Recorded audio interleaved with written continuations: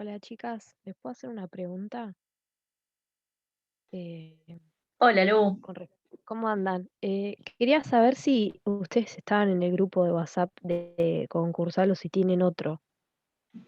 No, no, yo por lo menos estoy en el del plan viejo. Ah, bueno, bárbaro, no, yo porque veo que hablaban de que había otro trabajo práctico, pero a mí no me aparece, no sé si a ustedes les apareció. Estaba el trabajo práctico de la bolilla 2 y el trabajo práctico de la bolilla 6. Que el Claro, de la bolilla que a 6, ellos les... Sí, el de la línea de tiempo, decís. claro, Porque a ellos creo que les apareció en la bolilla 8 otro, pero a mí no me aparece. O sea, por más que lo hiciera no lo puedo mandar. Quería saber si a no, no, ustedes no, les había parecido. no, no, yo estoy justo acá en el campus y estoy viendo que en bolilla 7 no hay nada, en bolilla 8 tampoco y en bolilla 9 tampoco. Por lo menos, hasta lo que Bueno, veo me ahora quedo son dos clases y tipo PDF. bueno, bárbaro, me quedo tranquila, entonces, gracias. No, de nada.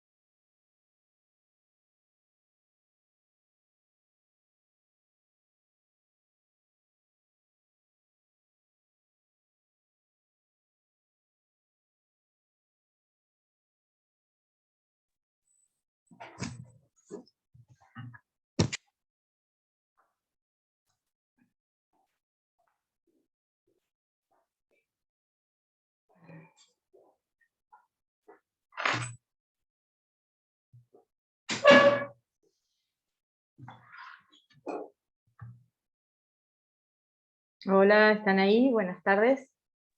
Hola, buenas tardes. Hola, buenas tardes.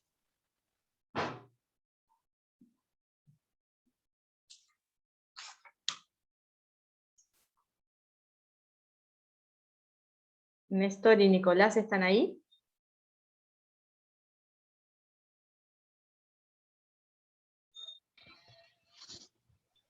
Sí, doctora. Bien.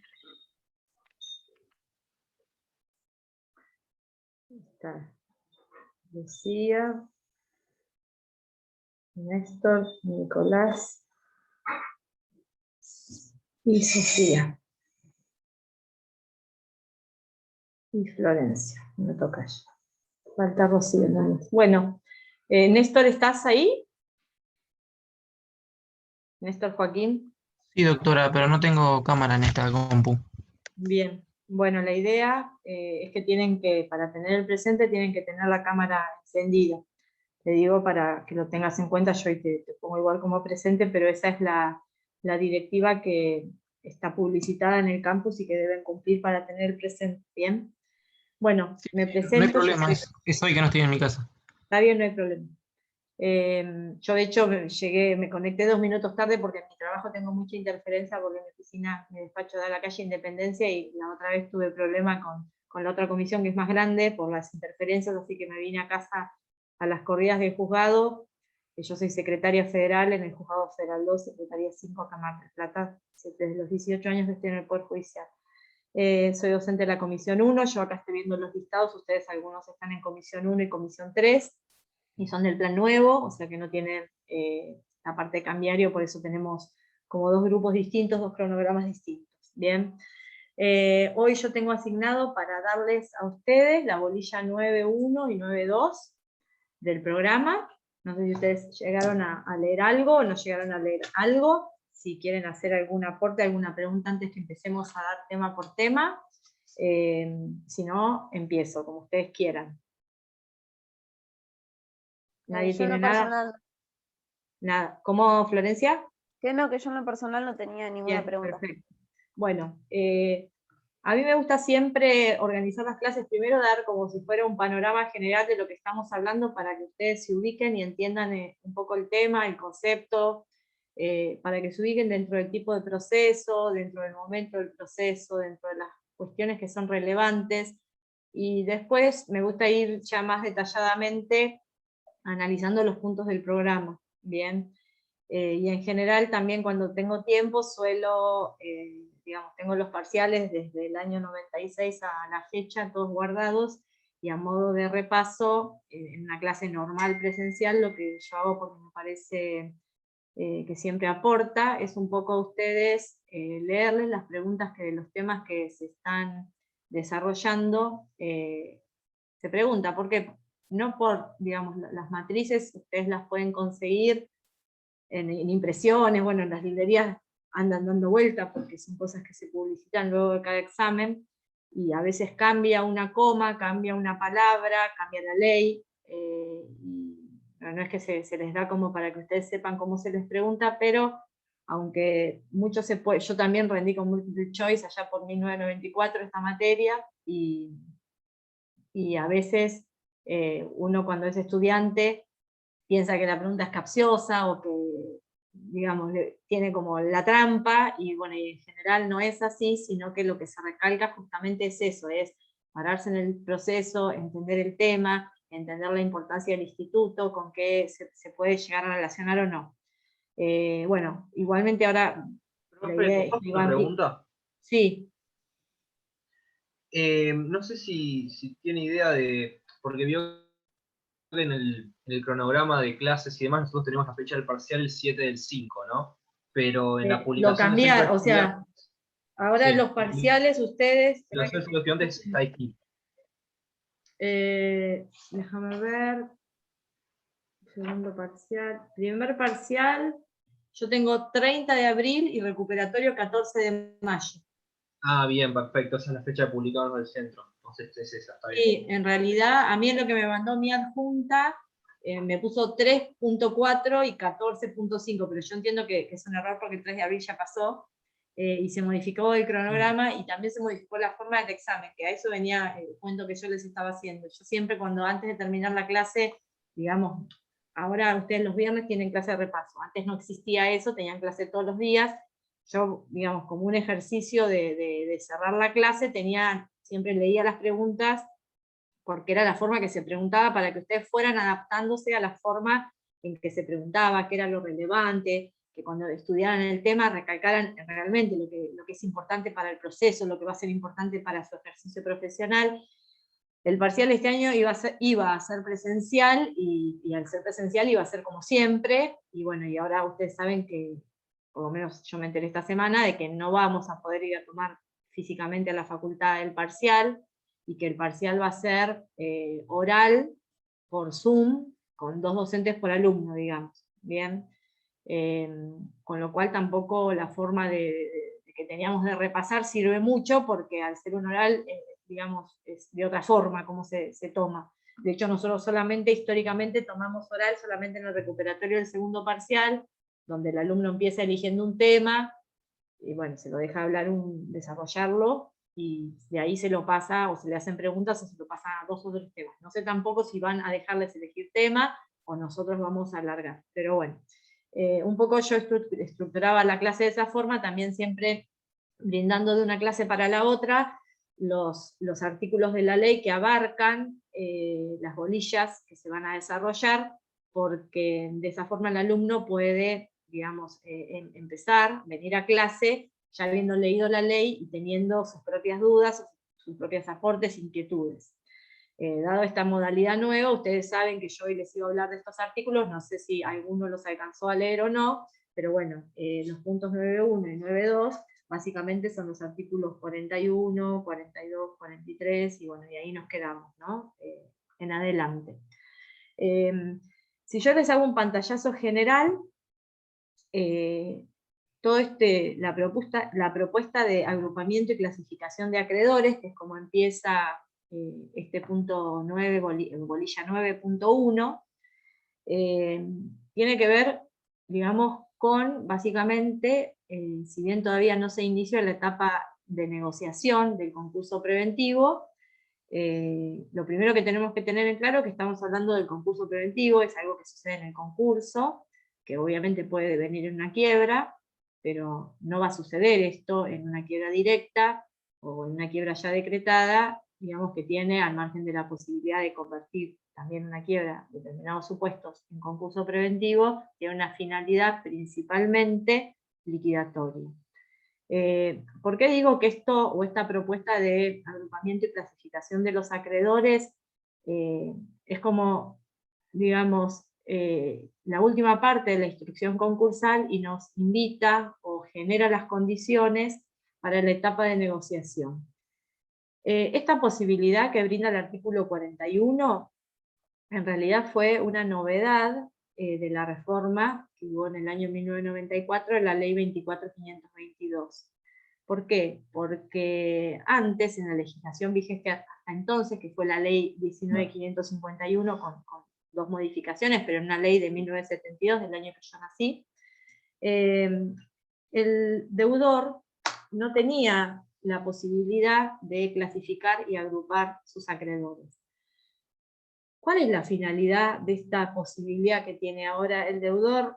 La posibilidad, si bien la ley habla que el deudor debe como si fuera un deber, la primera aclaración que tenemos que hacer es que en realidad es una posibilidad que se le da al deudor, que no tiene necesariamente la obligación de clasificar y agrupar a sus acreedores, y la finalidad es posibilitar que el deudor pueda hacer propuestas diferenciadas. ¿Qué significa esto?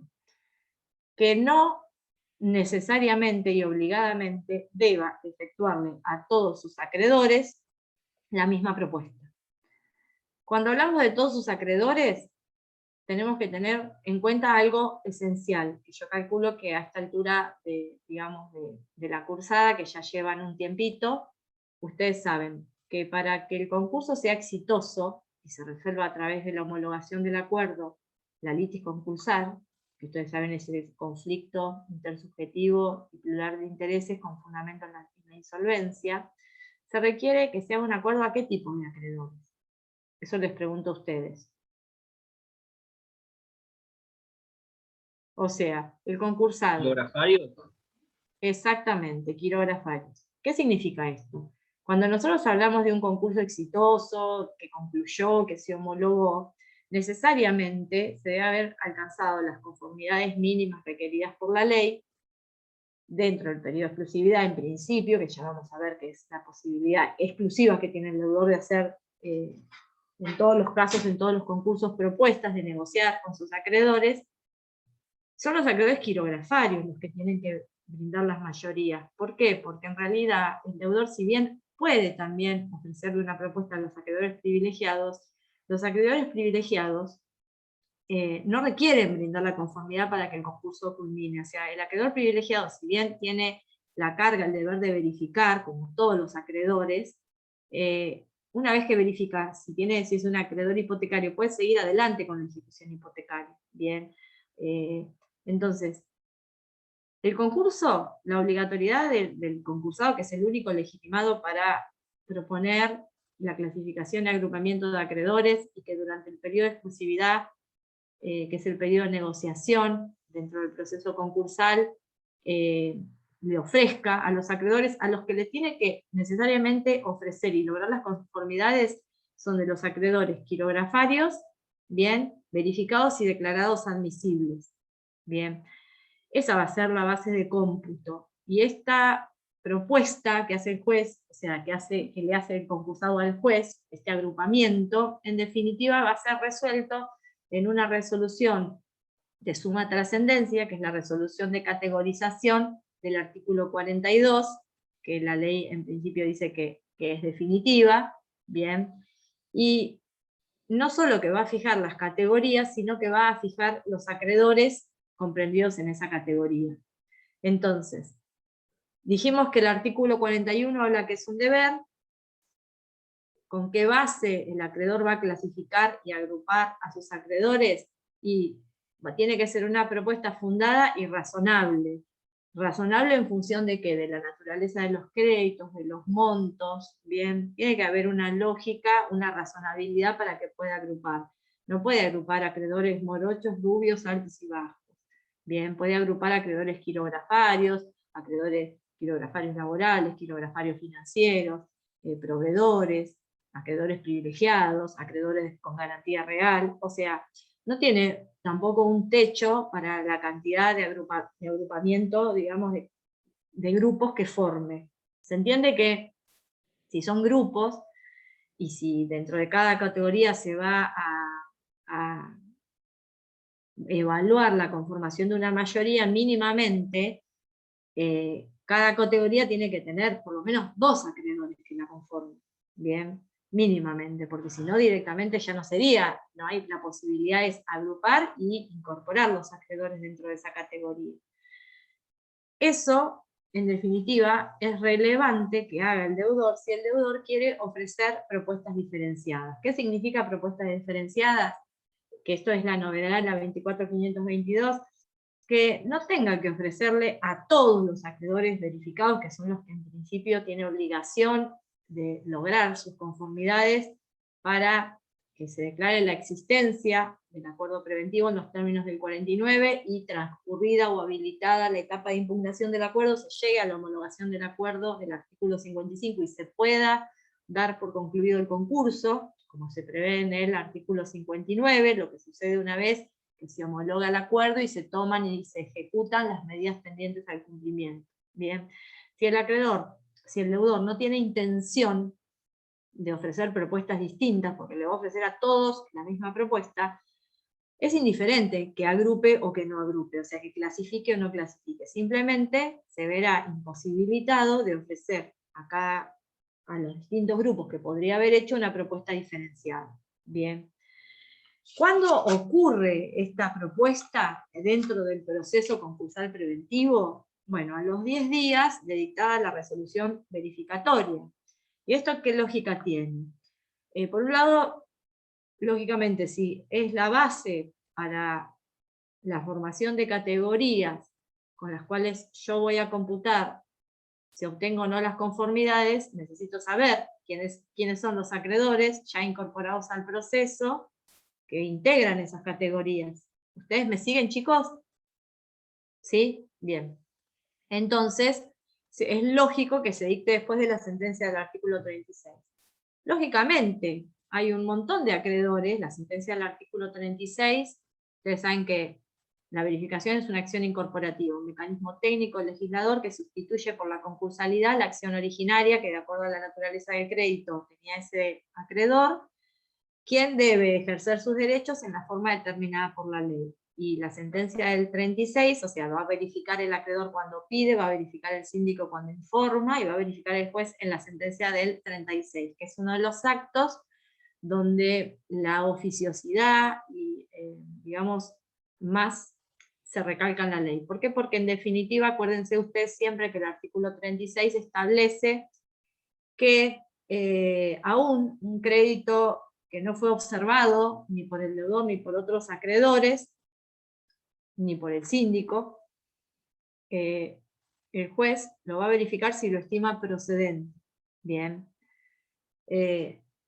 Esto es una facultad que, digamos, exacerba cualquiera de las facultades que tienen los jueces, porque acá, si a la ley le está diciendo al juez que aún cuando nadie se queje de lo que pidió el deudor, el juez, si lo entiende que no corresponde, obviamente de manera fundada, lo puede declarar no verificado. Bien. Pero esta resolución de suma trascendencia, porque va a fijar las bases en definitiva de cómputo, tampoco es la única forma de incorporarse al proceso que tienen un montón de acreedores. Ustedes saben que hay verificaciones extraordinarias, atenuadas, ex post facto, hay verificaciones por incidente, hay verificaciones por acción individual, o sea, ustedes en la bolilla 8 ya vieron todas las posibilidades de verificación. Entonces, esas verificaciones a veces pueden incluso trascender la finalización del concurso en sí, y el concurso necesita tener de alguna forma plazos medianamente razonables, por lo cual el legislador, el inicio del periodo de exclusividad, que es el periodo de negociación, que comienza una vez que toma nota en la resolución de categorización del juez del artículo 42, la base para esa resolución va a ser la propuesta del deudor del artículo 41. Y el deudor la va a efectuar de acuerdo a los acreedores que hayan sido verificados en los términos del artículo 33.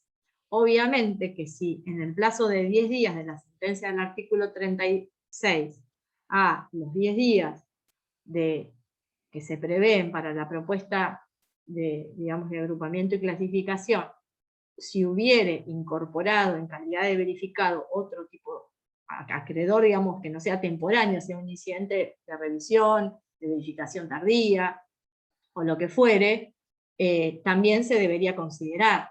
Si nosotros abstractamente, o sea, abstractamente uno puede decir, sí, es así. Si uno se va a los plazos procesales y a las demoras que lamentablemente el Poder Judicial tiene, yo soy integrante del Poder Judicial de los 18 años y sé perfectamente que no podemos brindar el servicio que quisiéramos brindar, porque no tenemos los recursos, lamentablemente, para poder afrontar los miles de procesos que tenemos, no tenemos los recursos humanos, no tenemos los recursos tecnológicos. Bueno, justamente en función de eso, pensar que en la oportunidad de que el deudor proponga el agrupamiento y clasificación de acreedores, ya se pueden haber desarrollado incidentes de revisión, incidente de revisión imposible, diría. ¿Por qué? Porque si yo tengo 20 días desde la resolución del 36 y la propuesta es a los 10 días, o sea, aunque yo interponga un incidente de revisión al día siguiente de la sentencia, es imposible con las demoras que hay aunque sea en un juzgado de los nuevos de Justicia 2020, no sé cómo se llaman en provincia, es imposible que uno lleve adelante un incidente que se va a meter a prueba, que tiene notificaciones, plazos hablados, no nos dan nunca los números. Bien, pero bueno, sí puede ser que haya un reconocimiento, un pronto pago, bien, en definitiva. Hay que ponerle un coto al proceso, un coto a la base de cómputo, porque en definitiva, después de la propuesta de agrupamiento y clasificación de acreedores, un plazo que no viene encadenado a esto, sino que viene encadenado a la presentación del informe individual, es la presentación del informe general del síndico. Entonces, en la línea de tiempo del proceso, vamos a tener la sentencia verificatoria, a los 10 días vamos a tener la propuesta de agrupamiento y clasificación, a los 10 días vamos a tener el informe general, a los 10 días vamos a tener la posibilidad de observar o impugnar el informe general, y a los 10 días vamos a tener el dictado de la resolución del artículo 42. Bien. Entonces, sí puede haber, hay un lapso de tiempo de 20 días hábiles judiciales, que son, ustedes saben que es la regla en cuanto del 273, del cumplimiento de plazos de rito, de una ley de procedimientos, salvo que la ley hable de días corridos, que hay 2 o 3 normas que así lo establecen. Es muy improbable que haya otro tipo de acreedor ya verificado que no sea a través de la verificación temporánea y sentencia del 36 al momento del 41.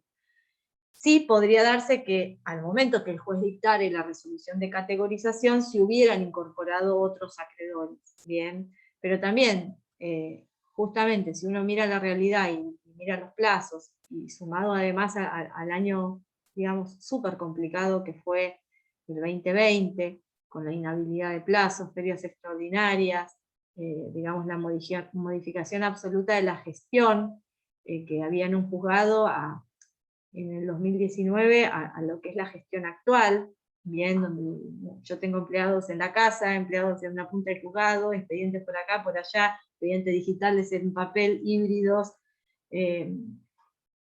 Es toda una adaptación que estamos viviendo, son más jóvenes, la tecnología ya está, los agarró con todo nuevo, toda la ley, no solamente la nuestra, la 24522, ya me la apropié, sino todas las leyes de fondo y todos los códigos procesales están totalmente desactualizados a la realidad actual, que ha superado todo, absolutamente todo. Bien, acá que yo siempre digo, va a sobrevivir el que mejor se adapte, no el más fuerte, porque nos hemos tenido que adaptar a todo.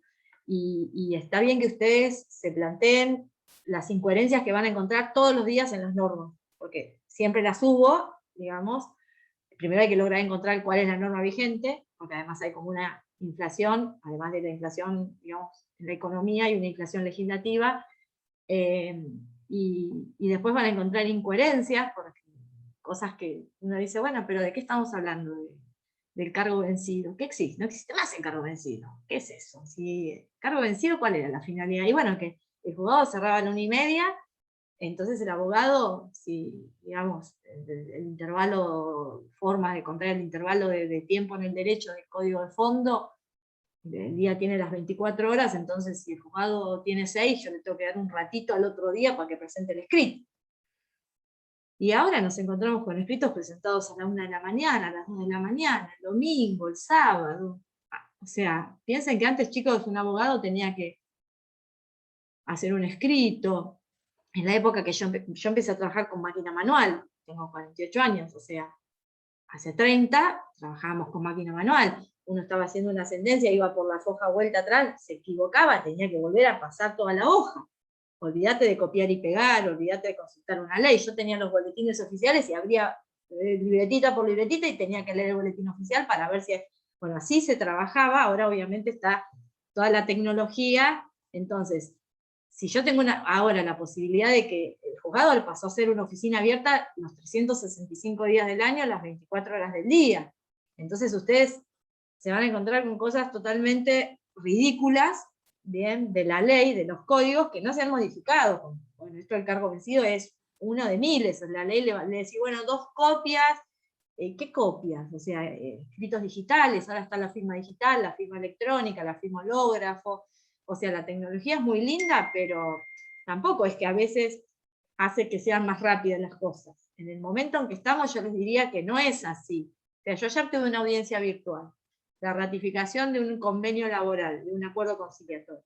Tenía un abogado en Mar del Plata, otro en Buenos Aires, el marinero lo tenía en Corrientes. El señor no se sabía conectar. O sea, no había forma de que estuvimos media hora para que el señor se pudiera conectar. Bien. Después, en un momento de la audiencia, la conexión empezó a fallar. Hay que hacer un acta de eso, hay que subirla, hay que grabarla, los sistemas, bueno, todo eso, digamos, yo me estoy explayando del tema en sí, pero es importante que ustedes piensen, que ustedes se pregunten, se cuestionen y le encuentren la vuelta. Muchas veces, pararse en la línea del proceso, como yo le estoy diciendo, la sentencia, la propuesta, el informe general, las observaciones, la resolución de categorización. La línea del proceso es esencial. Estoy hablando de un concurso preventivo, estoy hablando de una finalidad de un instituto, estoy hablando de un periodo de negociación, que ¿por qué es relevante? Porque yo con la homologación del acuerdo de los acreedores quirografarios, en definitiva, logro que concluyan mi concurso. Bien, ¿puedo ofrecerle a los privilegiados? Sí puedo. Bueno, un montón de preguntas, un montón de dudas que normalmente se hacen en los parciales.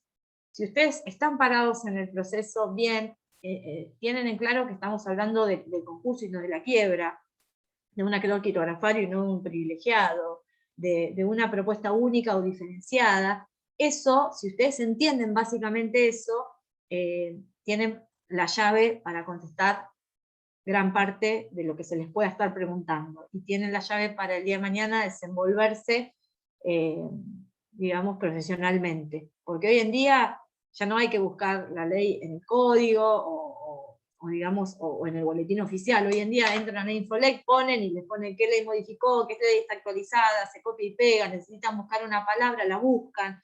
Todas esas herramientas las tienen que saber aprovechar. Así a mí no me interesa que me redacten de memoria un artículo de la ley, que la pueden tener abierta y la pueden estar viendo. Lo importante es que entiendan el tema y que sepan dónde se tienen que parar en una legislación o en qué es el hecho o el derecho o la prueba que para llevar adelante la defensa de quien sea el concursado, sea un acreedor, ustedes tienen que saber. Bien. Bueno. Si yo igualmente, y esto es algo, yo empecé diciendo que era una novedad de, digamos, de la 24522, la posibilidad de agrupar y clasificar a los acreedores para que el juez en definitiva, en la resolución del 42, fije definitivamente las categorías y los acreedores comprendidos a ella. ¿Por qué? Porque ese va a ser el cómputo sin perjuicio de las exclusiones del artículo 45 y otras, para contabilizar si se dan o no las mayorías. Bien. Que no sea obligación ofrecerle la propuesta a los acreedores privilegiados no significa que el deudor no los pueda hacer. A su vez, los acreedores privilegiados pueden renunciar al privilegio. Ustedes saben que si cuando yo lo solicito tengo que indicarlo con precisión, porque si yo no lo pido, no pido la verificación del privilegio, el juez no va a suplir de oficio eso, salvo que sea un acreedor laboral. Bien. Aún si yo soy un acreedor laboral y no lo pido, el juez me lo va a verificar. Si soy un acreedor privilegiado no laboral y no lo pido, el juez no me lo va a verificar. Yo puedo interponer un incidente de revisión si a mí me verifican el crédito pero no el privilegio, con fines de que se me reconozca el privilegio. Bien. Y aún así, yo siendo acreedor privilegiado puedo renunciar al privilegio. Bien. Hay un límite del 30% para los acreedores comunes y un 20% para los acreedores laborales.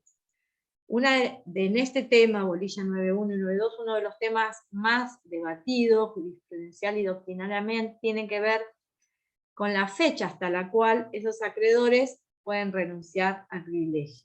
Se supone que ya lo tienen reconocido al privilegio, pongamos en los términos del artículo 36, y justamente en esta etapa, donde el deudor va a negociar y va a tratar de ofrecer lo que puede ofrecer, que debería coincidir con lo que los acreedores entienden que es razonable aceptar para dar la conformidad. En este periodo, ya me perdí lo que les estaba diciendo. Bueno, en este periodo de negociación, ¿Qué les estaba diciendo? Les quería decir algo puntual y ya se me fue. Lo de de la la cabeza. fecha, lo de la fecha hasta la cual se puede renunciar, que estaba muy Exactamente, debatido. exactamente. Al privilegio. Si justamente la propuesta de clasificación tiene que ver con la posibilidad de ofrecer propuestas diferenciadas, y eso tiene que ser una posibilidad real, no es lógico que se permita la renuncia al privilegio laboral en cualquier momento, y eso modifique la base de cómputo. ¿Por qué? Porque imagínense que se permitiera al acreedor laboral renunciar su privilegio el día último del periodo de exclusividad. Si esa renuncia tendría relevancia en los cómputos, lógicamente, ese acreedor pondría, digamos, al deudor contra la pared, porque ese deudor es como que estaría, bueno, entonces la ley no es clara, no establece, hay un vacío legal, pero lo que entiende la cátedra es que para que el acreedor conforme la base de cómputo, bien, porque si es privilegiado no tienen obligación de ofrecerle acuerdo, entonces yo ese acreedor lo dejo de un lado. Si ese acreedor de golpe me renuncia, bueno, lógicamente el último momento para ser considerado dentro de la base de cómputo sería el dictado de la resolución del artículo 42. Si renuncia ya después de la propuesta que hace el deudor no lo va a haber considerado, pero el deudor también puede crear una categoría residual, por ejemplo, que no va a tener acreedores, pero pensando en que alguien renuncie. Por eso también, cuando el juez dicta la resolución del artículo 42, el juez puede considerar, una vez que, digamos, la resolución del artículo 42, entre la resolución del 42 y la propuesta del artículo 41, ¿qué hay en el medio? Que yo empecé diciendo cuando hablamos de la línea de tiempo. ¿Qué va a pasar en el proceso?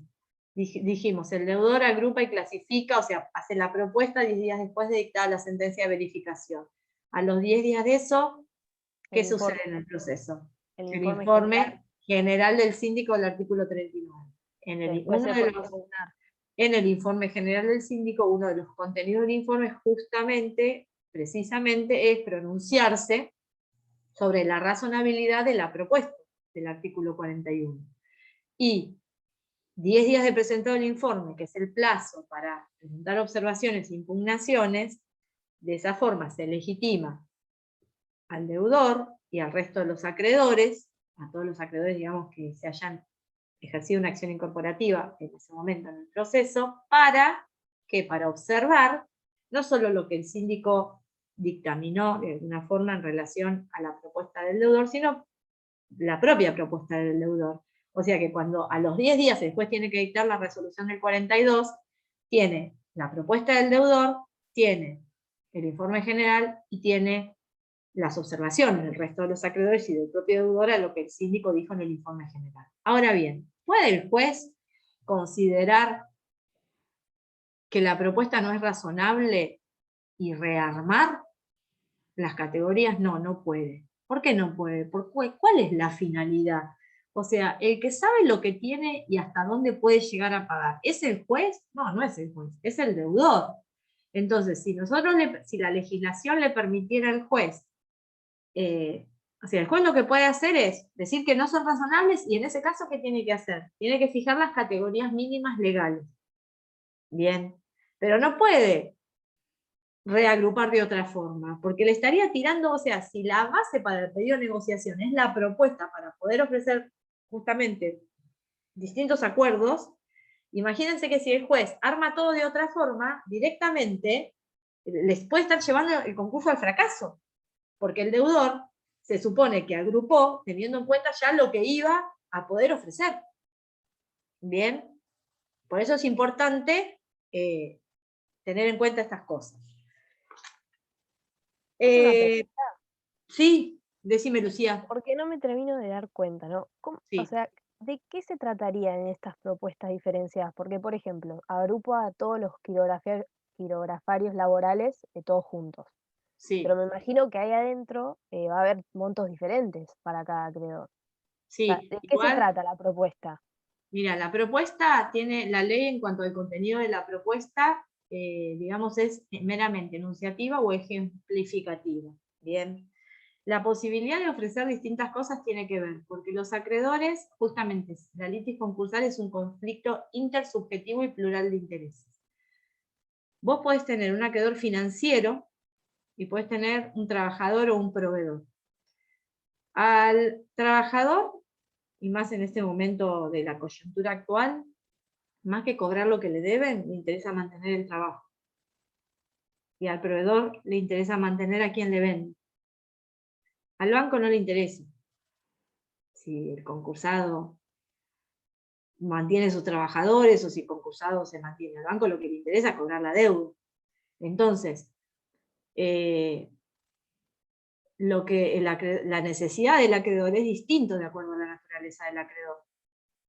Al fisco, en este momento las ejecuciones fiscales están suspendidas desde la pandemia. En este momento, al fisco no le interesa ejecutar a la gente, porque se está fundiendo todo el mundo.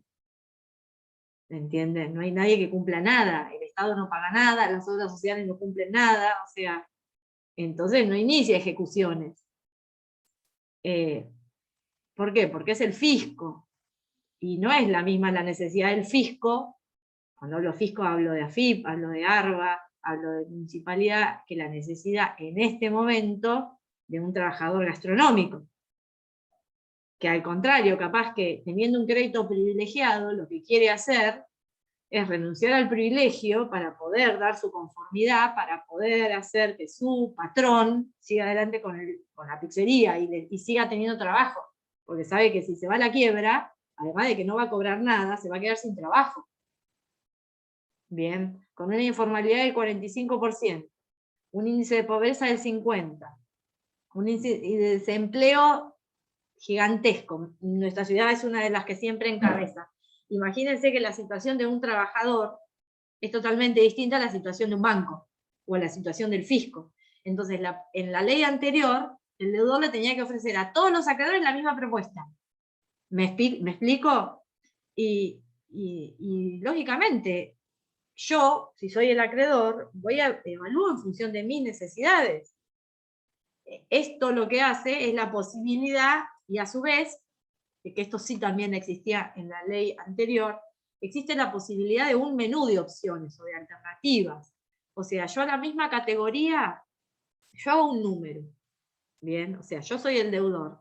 Yo me acuerdo que hace muchos años, un tío mío, yo estaba, no sé si recién recibida o estudiando todavía, un tío mío estaba con dificultades económicas y me acuerdo que fuimos al estudio de Horacio Garabuso, que era, digamos, yo iba al instituto, había sido mi profesor, y me acuerdo que se planteó, bueno, un concursado va a iniciar un proceso, ¿qué tiene que hacer? Y ahorrar plata, ¿para qué? Para poder ofrecer una propuesta, y la propuesta que yo voy a poder ofrecer es en función de la plata que yo pueda ahorrar, o de la marcha que yo pueda mantener en mis negocios, y eso va a ser lo que yo, transcurrido justamente todo el proceso y el periodo de exclusividad, que ahora es extrajudicial el periodo de negociación, bueno, yo voy a poder ofrecerle. Y es lo mismo un acreedor privilegiado que un quirografario, no, es lo mismo que yo le deba al de la despensa, que le deba a un empleado, que le deba a un proveedor, que le deba...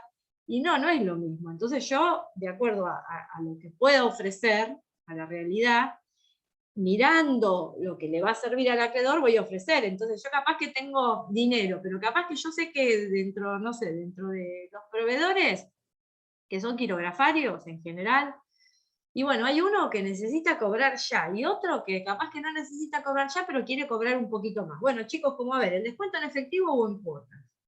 ¿A todo el mundo le va lo mismo? No, ustedes van a comprar un par de zapatos, y a veces no les interesa que les den el hora 12, les interesa que les hagan un descuento.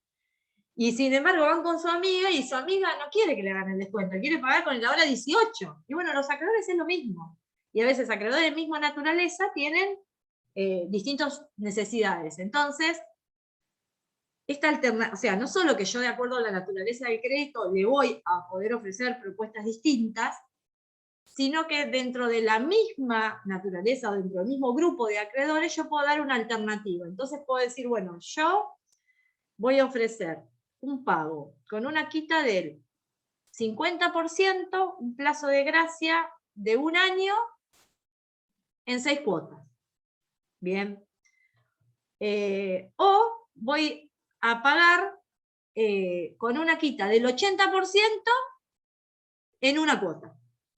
Y bueno, el que tiene la necesidad del dinero hoy va a aceptar esa y el otro va a aceptar el otro. El tema es que yo le tengo que hacer esa propuesta, esas dos alternativas, bien, esa conformidad se va como a unificar, bien, en cuanto al capital y bueno, el voto de personas, con la mayoría del 45, y la persona va a elegir. No sé si entendés, Lucía, un poco. Sí, ahora me ¿Entendí? queda claro. Y Ahora te queda claro. alternativas puede ser una sola alternativa o puede dentro de un mismo grupo haber más de una. O sea, eso Claro, en es. realidad puedes opciones, pero para todos los acreedores.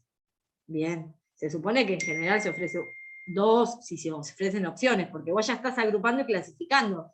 Obviamente, si yo necesito poner los integrantes en una categoría, si bien la ley no lo surge, bueno, la lógica es que me dice que si yo hago una categoría tengo que tener más de un acreedor, porque si no, directamente es como que requiero la unanimidad de esa categoría. Bien. Si yo hago una propuesta para acreedores privilegiados, este es otro tema también. A veces se dice, pero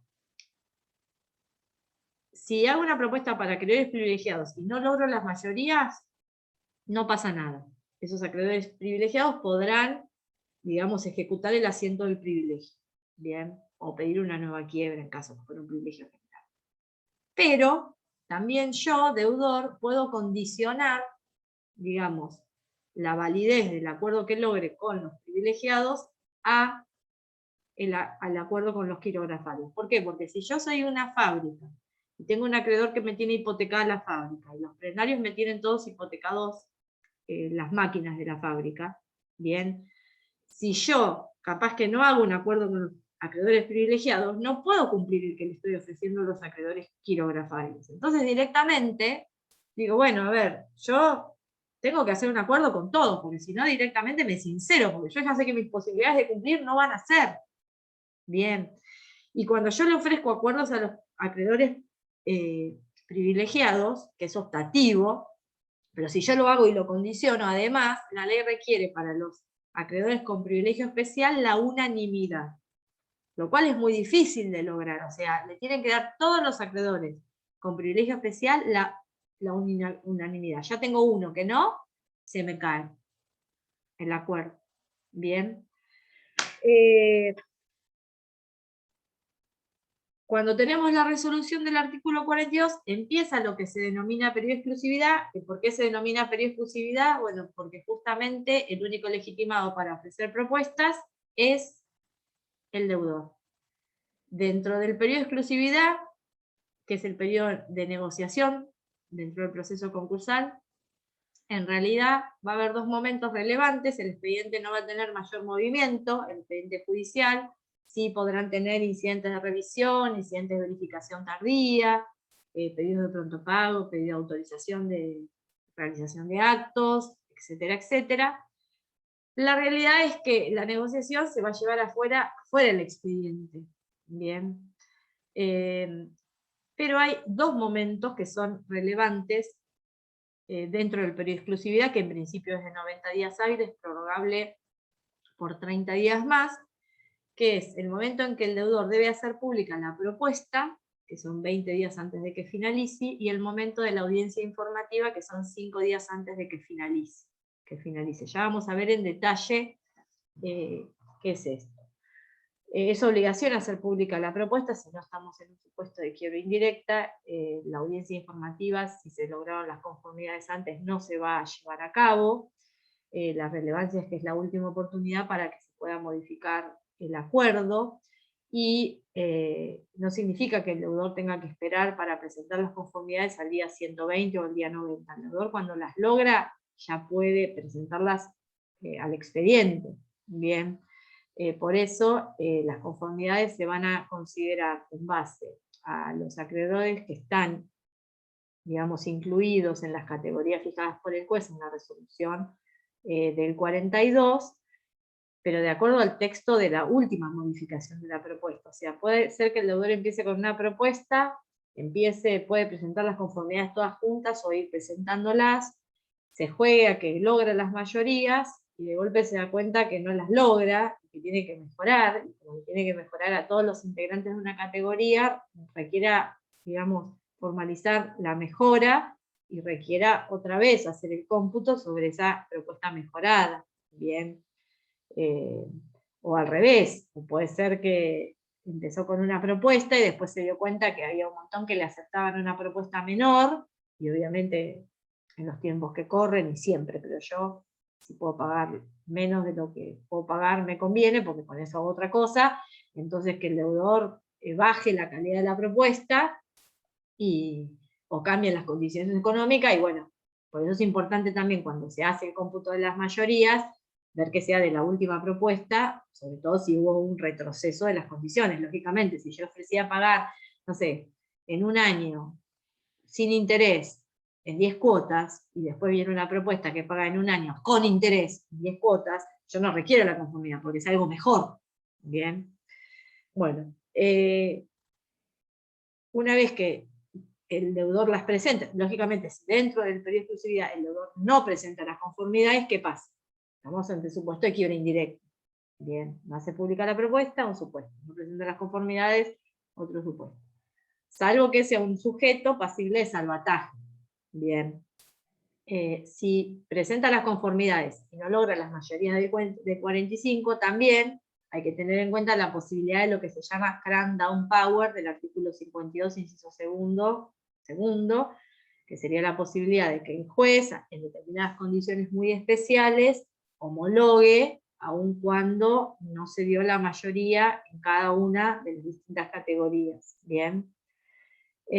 Una vez que se declara la resolución, o sea, vencido el periodo de exclusividad, si se presentan las conformidades, va a estar la resolución del artículo 49, que va a declarar la existencia del acuerdo, que da, digamos, el origen al periodo de impugnación de créditos del artículo 50, y transcurrido ese periodo, rechazadas las impugnaciones, en definitiva vamos a llegar a la homologación del acuerdo con efectos novativos del 55, y una vez tomadas y ejecutadas las medidas tendientes al cumplimiento, el juez va a dar por concluido el concurso y finalizada la intervención del síndico, en caso de que sea un gran concurso, porque si no el síndico va a ser las veces del controlador del cumplimiento del acuerdo y va a tener tareas atinentes a eso. Un poco esto, si ustedes entienden esto, básicamente es lo más relevante. Ahora vamos, ocupamos igual gran parte de la clase, vamos a ir en detalle,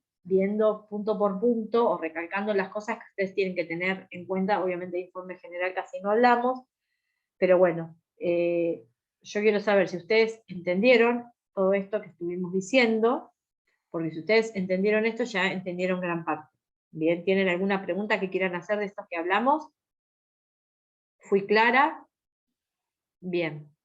Bueno, ahora vamos a ir un poco más detalladamente. Yo voy a ir chequeando que no se me pase nada. Dijimos que entonces esta posibilidad de esta propuesta del artículo 41 es una novedad muy aplaudida, porque lo que hizo fue resaltar una realidad. Porque ¿qué pasaba antes? Antes, en vez de la negociación ser extrajudicial en este plazo, había una junta de acreedores, donde se supone que los acreedores en ese momento se enteraban y votaban. Y la realidad era que por atrás ya se habían hecho acuerdos, porque era una ficción pretender que distintos tipos de acreedores, por distintos montos, con distintas necesidades, iban a llegar a un juzgado, una oficina, y en una audiencia iban a brindar así de un momento para el otro su conformidad o no de un crédito, que capaz que uno siempre a veces piensa en el acreedor como en un gran banco, y no, a veces el acreedor es una persona que del crédito que cobre o no cobre depende también su propia vida económica, su actividad, su oficio, su negocio. Bien. Bueno, entonces el legislador en definitiva reconoció esta ficción.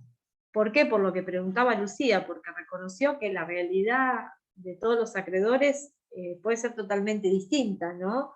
Y en definitiva se privilegió el concepto, digamos, de igualdad de la Corte. No es que se permita ofrecer, clasificar y agrupar a acreedores y ofrecer propuestas diferenciadas, no significa que se viole la igualdad. Bien, la igualdad de los acreedores, sino significa, digamos, por razones de equidad, sujetarse al criterio de, digamos, la igualdad de los acreedores para aquellos que están en situaciones iguales, no la igualdad de los acreedores para aquellos que están en situaciones disímiles. Bien. La Corte Suprema justamente dice, no puede entenderse violada la garantía de igualdad por la circunstancia de que se contemplen en forma distinta situaciones diferentes, siempre que concurran objetivas razones de diferenciación que no merezcan tachas de irrazonabilidad ni establezcan discriminaciones arbitrarias. Es la igualdad de los iguales, el concepto constitucional. Ya dijimos la oportunidad, 10 días de dictada la resolución del 36, el legitimado es el concursado, la propuesta debe contener las distintas categorías, los acreedores que integran estas categorías y las pautas consideradas al efecto. Bien. ¿Qué pasa si la sentencia de verificación se dictó antes? ¿Qué pasa si se dictó después? Bien.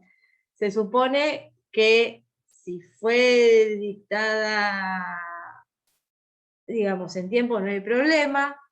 Ahí, si fue dictada mucho tiempo antes, se supone que va a ser desde que fue dictado, si fue dictada, o sea, esas también son cuestiones que ustedes van a leer en doctrina y van a ver por qué. Porque yo les decía que lamentablemente las normas procesales, muchas están hechas hace años pensando que los juzgados tienen la capacidad de cumplir los plazos, y es imposible cumplir un plazo. Yo en mi juzgado tengo 17, en mi secretaría tengo 17.000 juicios en trámite, 17.000, chicos, somos 10 personas.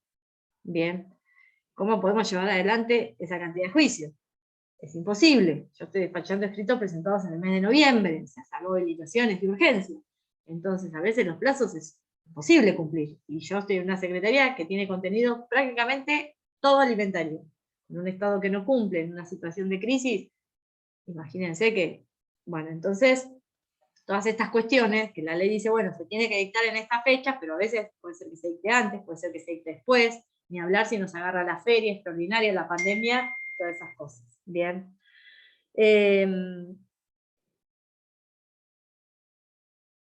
Entonces, 10 días en que debe ser dictada la fecha de la resolución. ¿Hay una sanción si el deudor no categoriza? No. ¿Por qué? Porque en definitiva, por más que la ley dice debe, es carácter facultativo. Bien.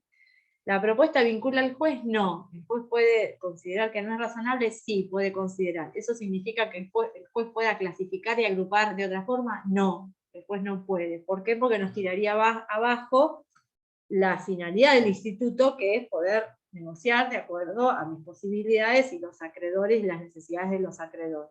Bien. Si el juez entiende en la resolución de categorización que va a dictar 10 días de vencido el plazo para impugnar el informe general del síndico, que no es fundada, que no es razonable, bien, lo que va a hacer, en todo caso, va a ser fijar las categorías mínimas. Bien. El 41 habla de propuesta fundada, de agrupación y clasificación en categorías. ¿De qué acreedores? De los verificados y declarados admisibles. Ya dijimos que debe haber por lo menos 2 acreedores por categoría, pero no hay un techo máximo, puede ser 20 categorías si quiere. ¿Y qué va a tener en cuenta para esa razonabilidad? Los montos, la naturaleza de las prestaciones correspondientes a los créditos, carácter o cualquier otro elemento que razonablemente pueda determinar su agrupación y clasificación, a efectos de poder ofrecer propuestas diferenciadas de acuerdo preventivo. Bien. Debe ser fundada, debe explicar por qué estoy agrupando de esta forma. Bien. La ley le brinda pautas y en definitiva el criterio general es la razonabilidad. No puede quedar acá librado al capricho del deudor. Fundada y razonablemente son las claves. Estas 2 voces es lo que, digamos, son las pautas relevantes, ¿no? Tienen que ser agrupados de acuerdo a pautas relevantes, atinentes a la situación concreta del acreedor frente al deudor, susceptibles de apreciación objetiva. Tienen que tener elementos comunes, proveedores, acreedores financieros, privilegiados, acreedores de mayor monto, de menor monto, pero tiene que haber una pauta objetiva, razonable y fundada para la clasificación. que haga que justifique el fin de la norma, que sea razonable ofrecer propuesta diferenciada. El kit de las categorías mínimas. Dijimos que la ley habla de 3 categorías: quirografarios privilegiados y quirografarios laborales si existieran. Creo que fuiste vos, Lucía, que en un momento hablaste de los quirografarios laborales. En realidad, la mayoría de los conceptos o rubros del crédito laboral tienen privilegio, tienen un doble privilegio, además de tener una preferencia temporal de cobro, que me estoy refiriendo al pronto pago, que está el pronto pago automático por informe, o el pronto pago por el incidente específico, bien, al margen que a su vez el acreedor laboral, digamos, es una de las exclusiones o excepciones del foro de atracción, y no solo en el sentido de que puede continuar su proceso si lo tuviera iniciado, sino que es el único acreedor, el acreedor de naturaleza laboral, que podría iniciar el proceso si no lo hubiera iniciado. Bien, que es la única exclusión del artículo 21. ¿Por qué quirografarios laborales si existieran? Y porque en general puede ser que no existan, ¿por qué? Porque todos los conceptos pasibles, digamos, de revestir el carácter de crédito laboral, tienen un reconocimiento con el 241 como privilegios especiales o en el 246 como privilegios generales. ¿Qué sería de entrada un quirografario laboral? Y bueno, una persona que le deban el salario con una antigüedad mayor a 6 meses. O sea, me deben un año de sueldo. Bueno, hay 6 meses que son quirografarios. Todos los demás conceptos, consecuencia de un distracto, lo que fuere, tienen un privilegio especial o privilegio general. Bien, entonces esa categoría se pone si existiera. Ahora bien, ¿se acuerdan cuando yo hablé del momento hasta el cual el acreedor laboral puede renunciar a su privilegio? Bueno, cuando hablamos del límite máximo en la resolución del 42, aun cuando es una laguna del legislador, porque no lo establece el legislador, eso es a los efectos de considerar ese crédito dentro del cómputo, o sea, dentro de la base de cómputo. Eso no significa que con posterioridad el acreedor pueda renunciar y quedar en la categoría de quirografario. Bien. Eso lo va a poder hacer. No quedo dentro del cómputo, pero yo no quiero cobrar como privilegiado. Quiero estar en una propuesta, quiero quedarme acá. Entonces, ¿y esto tiene que ver con qué? ¿Cuáles son los efectos del acuerdo homologado? ¿A quién se aplica? Yo les pregunto a ustedes, decía que Marroca, ¿a quién se aplican los efectos del acuerdo homologado?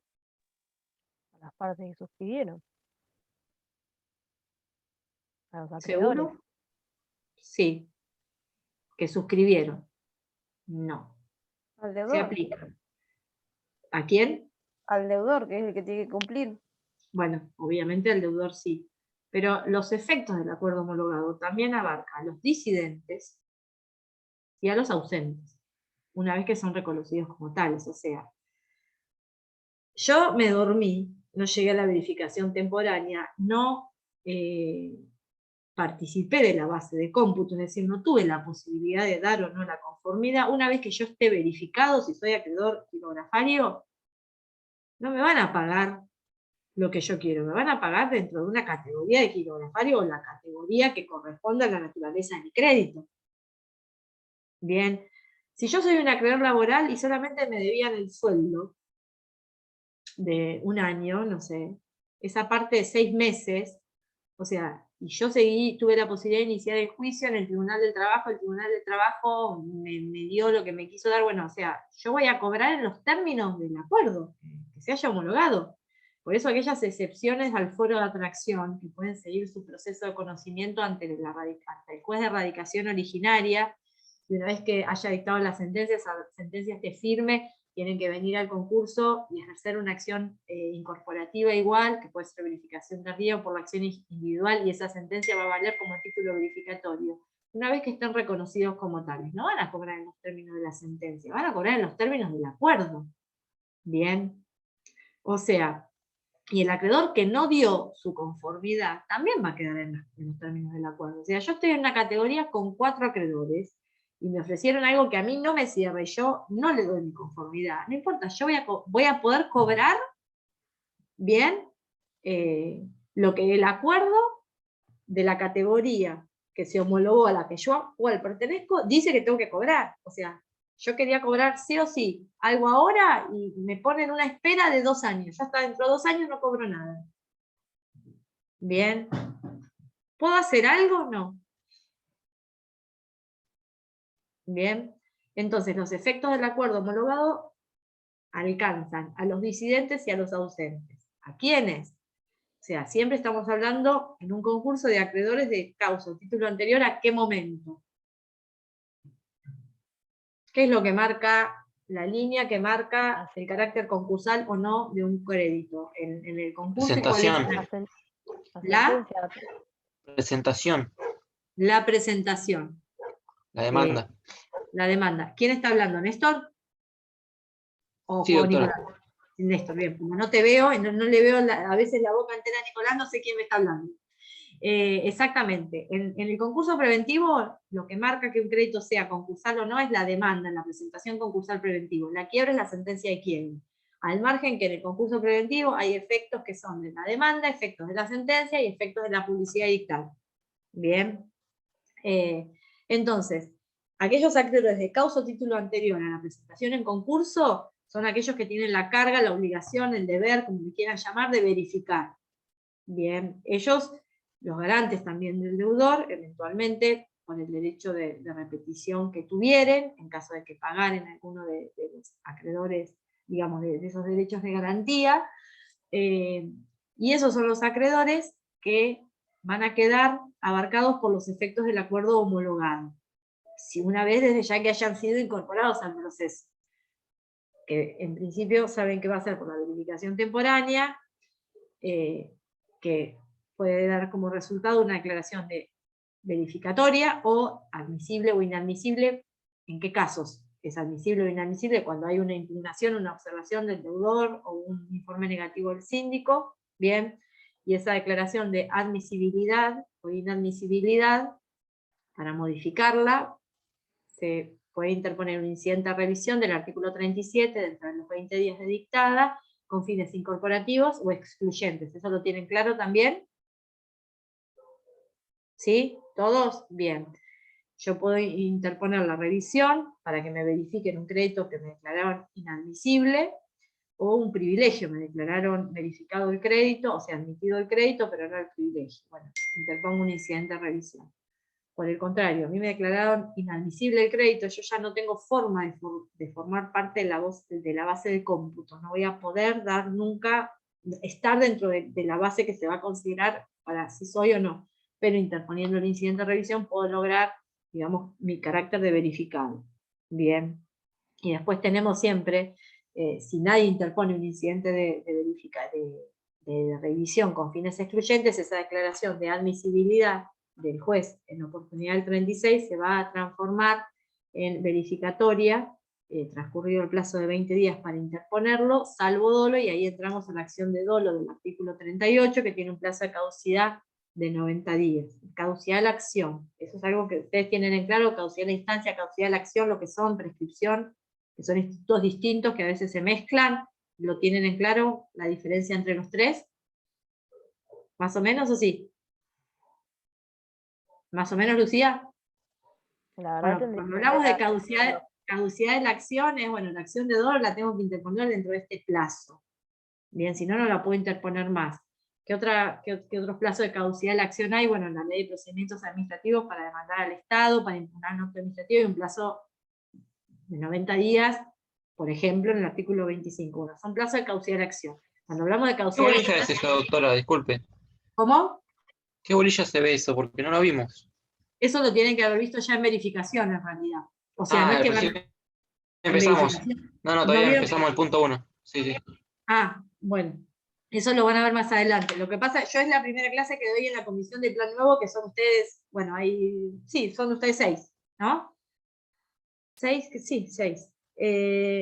Entonces, sí, a ver, ¿están todos? Sí, están 6. ¿El Rocío? No, Rocío están todos. A uno lo había puesto. Bueno, y el plazo de prescripción de la acción es el plazo de fondo, y a su vez en el artículo 56 de verificaciones también está la prescripción verificatoria, que es, digamos, el acreedor puede insinuarse tardíamente pero tiene como límite el plazo de 2 años desde la presentación del concurso y el plazo de 6 meses desde la firmeza para aquellos exceptuados del foro de atracción. Bien, y si no ejercen su acción dentro se prescribe. Después, en general, la diferencia entre la prescripción y la caducidad, que la prescripción se puede suspender, interrumpir, y la caducidad no. Esos son, pero bueno, nuestra ley tiene mucho plazo y tiene mucho término de eso, entonces es preferible tratar de entenderlo, entonces uno ya más o menos así de una manera fácil lo entiende, sigue para adelante. Bueno, de las categorías mínimas hablamos, que si entonces el juez no entiende razonables y fundadas las que propone el deudor, va a fijar las mínimas, que son quirografarios y privilegiados, siempre, y quirografarios laborales si existieren, bien. Y a su vez, el último párrafo habla también de los acreedores subordinados, bien, si alguno se subordinara, y ahí aparece, quieras o no, una cuarta categoría, porque si hubiera acreedores subordinados, también debería fijar esa categoría. El informe general del síndico, que va a tener lugar 10 días después de presentada la propuesta de agrupamiento y clasificación de acreedores, y a su vez 30 días después de los informes individuales, obviamente lo va a presentar al síndico, a su vez es uno de los contenidos instructorios de la sentencia de apertura, y es la base de una base importante para el dictado de la resolución de categorización del artículo 42. En el caso de salvataje es importante el informe general para la fijación del valor de la empresa, y también en el caso de quiebra es de suma relevancia para la fijación de la fecha inicial del estado de cesación de pagos del artículo 117. Bien. Lógicamente se va a presentar con anterioridad al comienzo del periodo de exclusividad. Ya dijimos que es el periodo por el cual solamente el deudor puede ofrecerle propuesta a los acreedores. ¿Y por qué se llama de exclusividad? Porque si es una de las personas, digamos, que determina la apertura de un procedimiento de salvataje, el artículo 48, transcurrió el periodo de exclusividad, y hay inscriptos, se abre un nuevo periodo donde se le vuelve a dar la posibilidad al deudor de ofrecer una propuesta conjuntamente con aquellos inscriptos en el registro, pero ya ahí no sería exclusivo, porque ahí también estarían los inscriptos en el registro con posibilidad de ofrecer propuestas. Bien. El informe general del síndico de alguna forma permite comprobar la exactitud de los datos que el deudor denunciara en la solicitud de apertura, y en definitiva plasma el resultado de toda la investigación que se haya efectuado en el ejercicio de las facultades o de competencias genéricas del artículo 275. Bien, permite en definitiva conocer los diversos aspectos de la gestión empresarial y la composición del patrimonio comprometido. El informe debe caracterizarse por ser equilibrado, claro, preciso y veraz. La nómina de los datos del artículo 39 son datos mínimos que siempre pueden ser ampliados desde ya por el digamos, el contador que cumpla la función del síndico. Vamos a desarrollar así medio rápidamente los contenidos, el análisis de las causas del desequilibrio económico del deudor. Bien, es una opinión técnica que requiere una previa contralor y auditoría de la empresa, de sus libros, de sus documentos. No tiene que ser una repetición de las explicaciones del deudor. Debe analizar su contabilidad con prudencia, con previsión, y tiene que tratar de poder informar, analizar si ese desequilibrio económico tiene una causa externa, como por ejemplo la política económico-financiera del Estado, la política bancaria o extrabancaria, o cualquier circunstancia que tenga que ver con la competitividad de la empresa, o digamos, se origina en causas internas, sean que se deban a factores objetivos como la producción, los cuadros de administración, problemas con las ventas, problemas con la distribución, el impacto de la costumbre, el impacto de la moda, lo que fuere, o subjetivas, es decir, problemas que haya en la empresa con determinado dirigente, con un exceso de centralización o una extracción exagerada, etcétera, etcétera. Después nos pide la ley la composición detallada del activo, debiendo estimarse los valores probables de realización sobre cada rublo, incluyendo intangibles.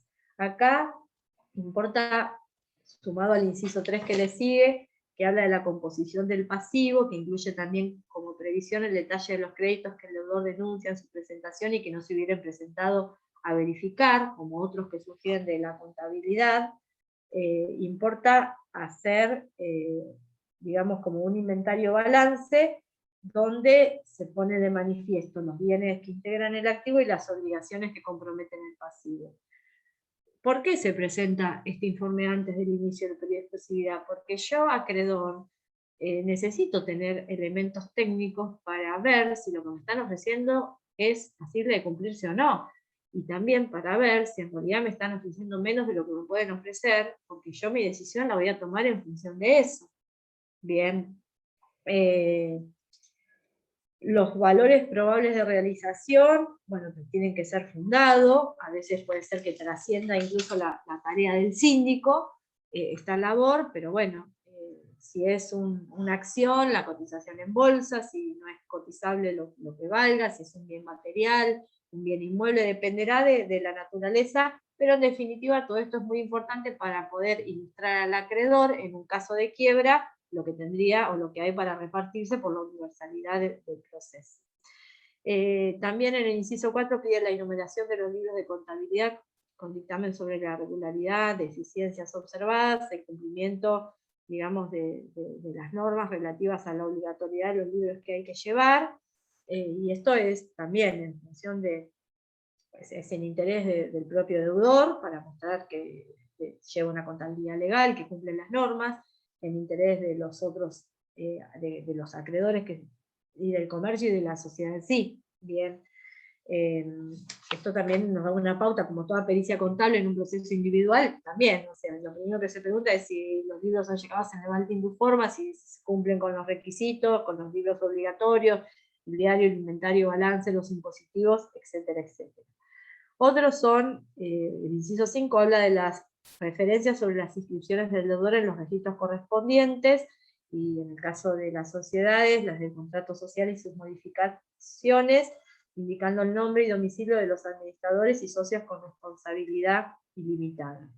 Esto no es de mayor relevancia porque es también un recaudo que debe cumplir el deudor en su demanda o presentación de concurso preventivo, ¿bien? Pero es importante un poco porque nos va a mostrar qué tipo social, qué tipo de responsabilidad tienen los socios, y tiene relevancia para una futura quiebra, porque acuérdense que por el 160 la quiebra de la sociedad importa la quiebra de los socios con responsabilidad ilimitada y solidaria. Otro de los aspectos esenciales del informe general es justamente la expresión de la época en que se produjo la cesación de pagos, determinando los hechos y fundamentos que, digamos, que justamente funden ese dictamen, ¿no? Y esto es esencial porque en el caso de quiebra, esta pieza, este informe general, concretamente en lo que hace a la expresión en que se produjo la cesación de pagos, es la pieza inaugural del trámite previsto en el artículo 117, por el cual se va a fijar la fecha inicial del estado de cesación de pagos. Y esto tiene suma relevancia al margen del límite de retroacción para las acciones de ineficacia concursal y también de responsabilidad de terceros en el caso de una quiebra. Son acciones de recomposición y reintegro del patrimonio. Bien. En el caso de sociedades, dice el inciso 7, debe informar si los socios realizaron regularmente sus aportes, si existe responsabilidad patrimonial que se les pueda imputar por su actuación en tal carácter. Esto es importante por dos cosas: por la posibilidad en el caso de quiebra de exigir la integración de los aportes sociales debidos, bien, y también eventualmente por las acciones de responsabilidad, sea la del 173, responsabilidad concursal, o la acción social de responsabilidad en la Ley General de Sociedades, en los términos del 175 de la ley, que también son como las acciones de ineficacia, acciones de reintegro y recomposición del patrimonio. Consecuencia de lo que informa en el inciso 6, que es la fecha, la época en realidad en que se produjo la cesación de pagos, en el inciso 8 va a tener que enumerar el síndico los actos que considera susceptibles de ser revocados, según lo disponen los artículos 118 y 119. Y acá llegamos al inciso 9, donde está la opinión fundada respecto del agrupamiento y clasificación que el deudor hubiera efectuado respecto a sus acreedores. Bien. Este mini proceso, a su vez, esto es lo que yo les decía, que cuando se brinde la posibilidad de impugnar el informe general, el resto de los acreedores y el propio deudor van a poder observar este punto e indirectamente poder observar e impugnar la propuesta de clasificación y agrupamiento. En este caso, lo que debería decir el síndico es que se considera que la propuesta es fundada y razonable, es decir, que se agruparon sobre una base de pautas relevantes, atinentes a condiciones objetivas del crédito, que demuestren que entre los distintos acreedores que integren una misma categoría existen elementos comunes con trascendencia a la hora de definir su situación patrimonial. Bien, y va a dar su conformidad o no conformidad. Después en el inciso 6 va a tener que informar, esto tiene que ver con la ley de defensa de competencias, si el deudor resulta pasible de un trámite legal previsto en el capítulo 3 de la ley 25.156, esto tiene que ver con las concentraciones empresarias, económicas, fusiones, y bueno, y estos son los contenidos de este informe trascendental del síndico, junto, digamos, el síndico hace 4 informes trascendentales.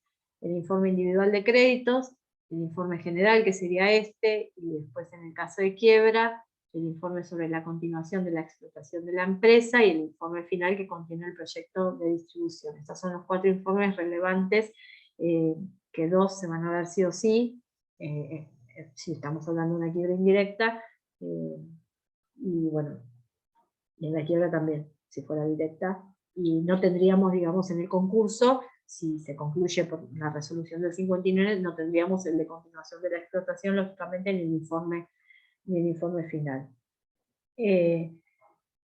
Antes de la reforma decía que se presenta en el expediente por triplicado, también todas ficciones hoy en día, una para el expediente, una para el legajo de copias, y otra el síndico iba a dar el recibo. Bueno, ahora, digamos, el síndico va a hacer una presentación electrónica con su usuario, el legajo de copias, no sé si los tendrán físico o no, dependerá de cada juzgado, no hay todavía una uniformidad, como yo les decía.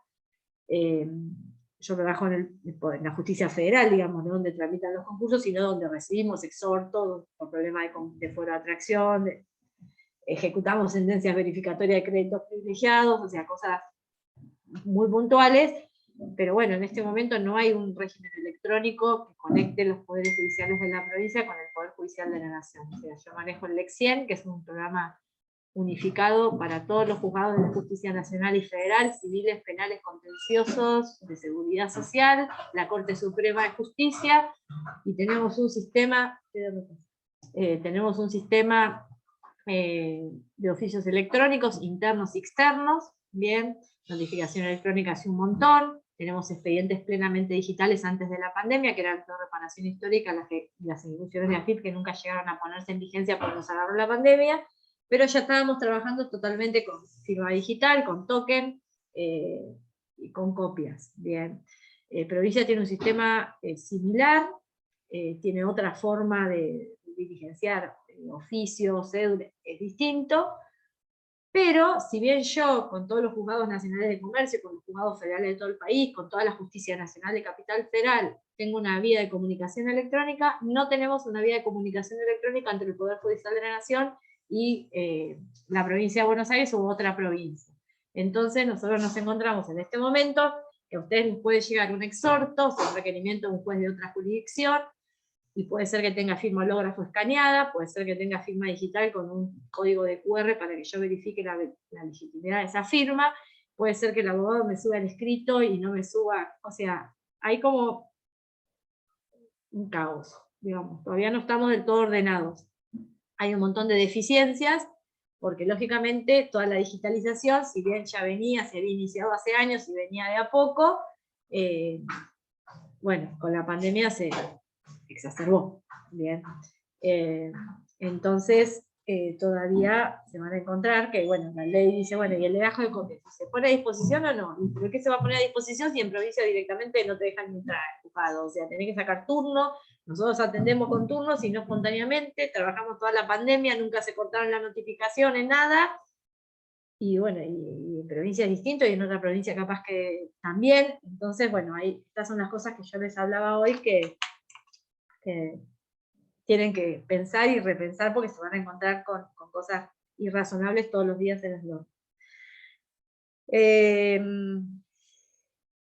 Las impugnaciones al informe general que se pueden efectuar no se van a sustanciar, o sea, el artículo 40, entre los 10 días de presentado el informe previsto, el deudor y quienes hayan solicitado verificación pueden presentar observaciones al informe, son agregadas sin sustanciación y quedan a disposición de los interesados para su consulta. ¿Por qué? Porque es anterior al periodo, o sea, esto es anterior a la resolución del 42 y anterior al periodo de negociación. Y a mí me puede interesar lo que diga el síndico, pero también como acreedor me puede interesar las observaciones a lo que haya dicho el síndico.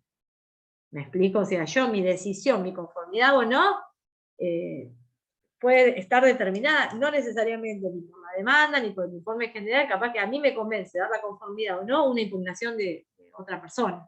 Entonces tengo todo el derecho, por la concursalidad, de conocerlo. Ya dijimos que el juez no puede agrupar como quiera, fija las mínimas, la secuencia la dimos, yo estoy revisando que no me olvide nada.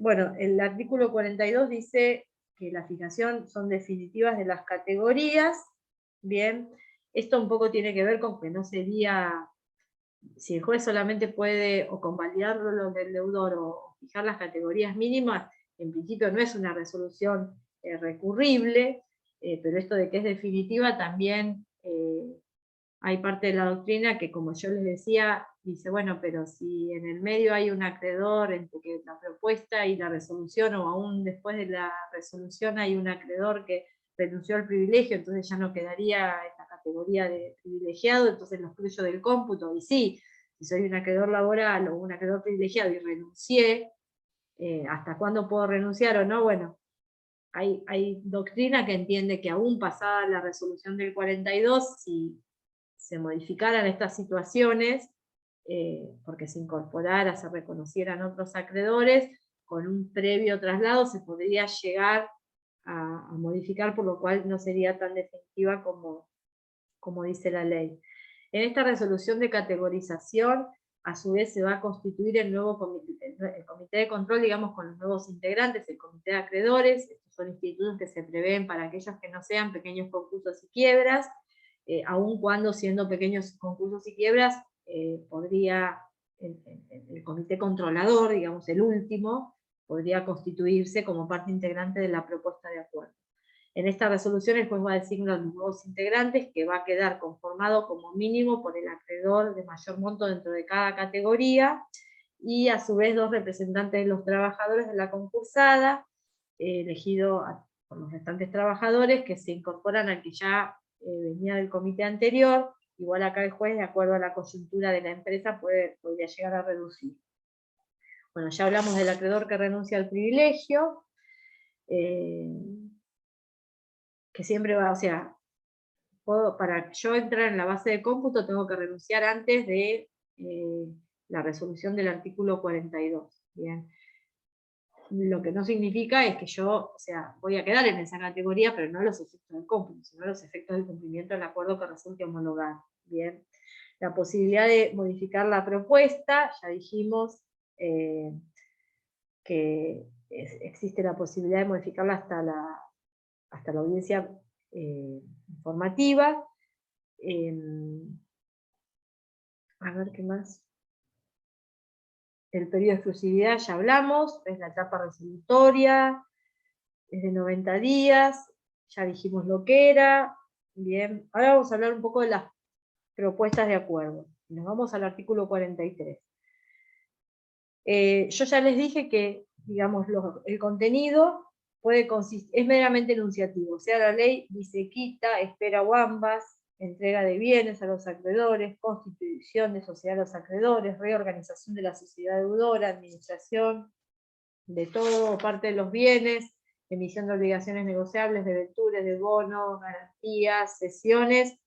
¿Y por qué es enunciativa? Porque termina diciendo o de cualquier otro acuerdo que se obtenga la conformidad suficiente dentro de cada categoría en relación con el total de los acreedores a los cuales se les formula la propuesta. La mayoría de los concursos son una mezcla de quita y de espera. Puede haber otras formas, otras propuestas, puede haber. Entrega de los bienes a los acreedores. Bueno, ¿en qué carácter? Constitución de sociedad con los acreedores. Ojo con esto. Constitución de sociedad. No es constitución de sociedades por acciones que el acreedor va a estar limitado en su responsabilidad a la acción, al capital que integre. No vayamos a querer darle una mano a nuestro cliente acreedor y lo hagamos meter en una sociedad colectiva que queda clavado con todo su patrimonio después por las deudas que pueda llegar a contraer la sociedad. Administración de todo parte de los bienes e intereses de los acreedores. Bueno, ¿y qué porcentaje me van a dar? ¿Y quién va a controlar? Bueno, fíjense que son cosas que necesariamente se tienen que complementar. Bien. ¿Cuáles son las condiciones generales de la propuesta? Bueno, se presenta por escrito, tiene que tener una fundamentación, no puede ser potestativa, es decir, no puede depender de la voluntad o el hecho del deudor o de un tercero. Bien. No debe ser condicional, las bases deben ser igualitarias para todos los acreedores que integren la misma categoría, aunque ya dijimos que puede haber propuestas alternativas, bien, que dentro de la misma categoría le digan, te pago el 80% dentro de un año, o te pago el 40% ahora. Bien, eso sería una opción dentro del menú de propuestas. Y desde ya que la propuesta no puede ser abusiva.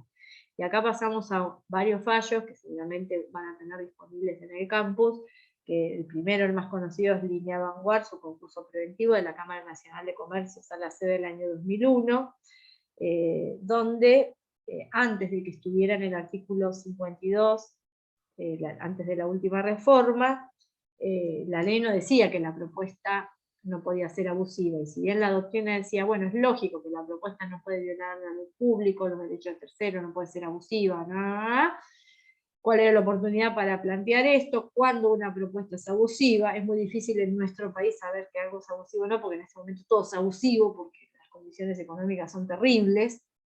Cobrar el sueldo es abusivo, porque yo cobro, o sea, cualquiera cobra, hay que agradecer que uno cobre un sueldo, pero si uno quiere tener una estabilidad, bueno, es muy difícil valorarlo. En este fallo en Línea Vanguard, en definitiva, se había, bueno, hay una, o sea, la propuesta no tiene, en una época había una exigencia de ofrecer el 40%, esto fue derogado por la 24463, o sea que yo le puedo ofrecer una quita del 80%. Y en definitiva es lo que los acreedores brinden el acuerdo. Bueno, en esta Línea Vanguard, en realidad creo que era una quita también del 80% con 5 años de gracia en 20 cuotas anuales. O sea, en 25 años se terminaba de pagar sin interés en un monto nominal en un país con inflación. O sea, que se pagaba, y ahí fue cuando empezó toda la doctrina de las propuestas abusivas. Yo ahora no sigo de cerca, pero bueno, se está el tema del concurso del Correo Argentino, es uno de los casos donde se debate estos temas, si la propuesta con las conformidades legales es o no abusiva. Creo que hay material también sobre esto, igual es un tema que no está resuelto acá, ¿no? Los planteos los hizo la fiscal Boquín. Las condiciones especiales del acuerdo van a tener que ver con el tipo de acuerdo que sea, bien, y siempre, si no es una quita y espera, va a tener que expresar en tiempo y forma cómo serán también calculadas las deudas en moneda extranjera. Esa propuesta, ya dijimos, la tiene que hacer pública en el expediente, con una anticipación no menor a 20 días del vencimiento del periodo de exclusividad, porque si no lo hiciere será declarado en quiebra, salvo que sea uno de los supuestos del artículo 48, y ya dijimos que la puede modificar hasta el momento de la audiencia informativa. Bien. Si la modifica, van a caducar las conformidades posteriores, o sea, siempre van a tener que ser las conformidades al acuerdo que se haya modificado, siempre que el acuerdo modifique las. Bien. Acreedores excluidos, acá llegamos al artículo 45, vamos a leerlo de la ley directamente. Se excluye del cómputo al cónyuge, los parientes del deudor dentro del cuarto grado de consanguinidad, segundo afinidad adoptivos, cesionarios dentro del año anterior a la presentación. Bien. Estos pueden ser acreedores verificados, pero los vamos a excluir de la base de cómputo. Tuvieron que verificar, se los verificó, pero bueno, se entiende que el cónyuge le va a dar una mano al esposo. Entonces no los sacamos de la base de cómputo. Tratando de sociedades, no se computan la de los socios, los administradores, acreedores que se encuentran respecto de ellos en la situación del párrafo anterior. Bien. Salvo, dice, la previsión no se aplica a los acreedores que sean accionistas, o sea, si es una sociedad por acciones, no, salvo que sea accionista de una sociedad controlante de la concursada. Bien.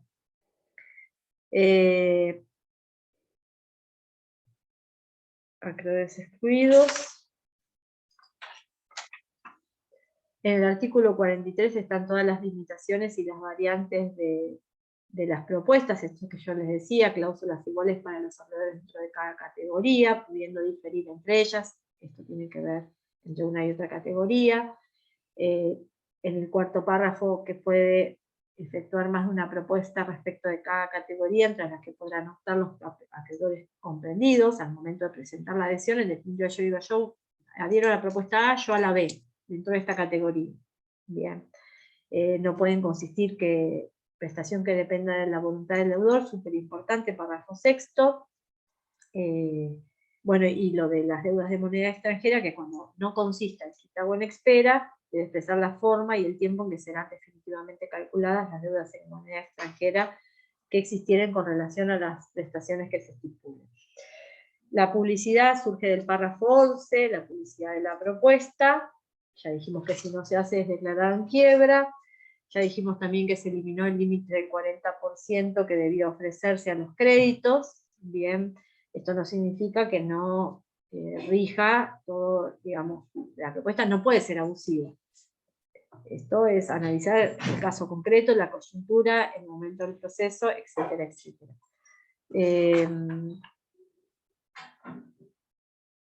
Línea de vanguard, la renuncia del privilegio, en el párrafo 8, 9 y 10, acá es donde dice que la renuncia no puede ser inferior al 30, los laborales, el crédito laboral es renunciable, esto va en contra de lo que dice la LST, pero es así, debe ser ratificada en audiencia ante el juez del concurso con citación de la asociación gremial. Esto es lo mismo que el artículo, digamos, 15.277 de la Ley de Contrato de Trabajo. Cualquier acuerdo homologatorio, cualquier cesión de derecho, cualquier derecho que al trabajador se lo saquen de encima, bueno, hay que ratificarlo. ¿Es importante? Esto sí es importante. Bien, yo soy secretaria de una secretaría laboral, previsional y de carta de ciudadanía. Muchas veces los abogados de los trabajadores parecen los enemigos de los trabajadores. Y es importante tener la oportunidad de explicarle al trabajador a lo que está renunciando, que sepa a lo que está renunciando, que sepa los derechos que tiene, que sepa lo que implica lo que firmó. Bien, porque los trabajadores no tienen. Es muy normal que lleguen a una conciliación laboral y en realidad el trabajador no vio nunca a su abogado. ¿Por qué? Porque el abogado es el que está en el poder del abogado de la empresa o el abogado del sindicato, que va y le dice firme, porque si no quedan en una lista negra. Entonces es muy importante hablar con el trabajador y explicarle con palabras claras, si entiende lo que está firmando, y poder explicarle sus derechos. Porque el orden público laboral es eso, es que el trabajador entienda y resguardar los derechos irrenunciables. Bien.